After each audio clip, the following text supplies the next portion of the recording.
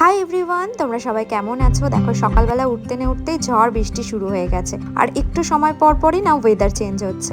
আর আমি আজ সকাল সকাল রান্না করতে চলে এলাম। আজকে আমি রুই মাছের ঝাল বানাবো, আর এই মাছের রান্নাটা না একদম ইজি, তো তাড়াতাড়ি হয়ে যায়। তো মাছটাকে তাই প্রথমে ফ্রাই করে নিলাম, আর তেলের মধ্যে আলুগুলোকে আমি বড় বড় শেপ করে কেটে ফ্রাই করে নিয়েছি। আর তেলের মধ্যে জিরে ফোড়ন দিয়ে দিলাম পেঁয়াজ বাটা, আর দিয়ে দেবো রসুন বাটা। পেঁয়াজ রসুনের কাঁচা গন্ধটা চলে গেলে আমি এখানে দিয়ে দিচ্ছি শুকনো লঙ্কা বাটা।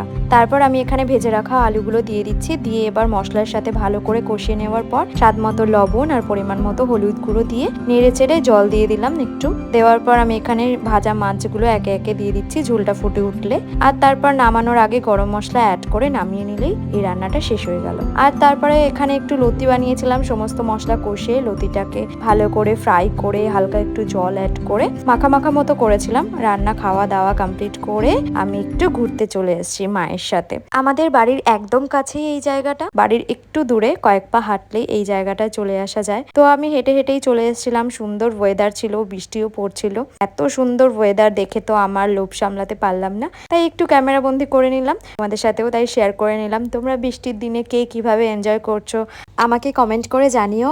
আর তোমরা ভালো থেকো, সুস্থ থেকো। আবার দেখা হবে তোমাদের সাথে অন্য কোনো ভিডিওতে।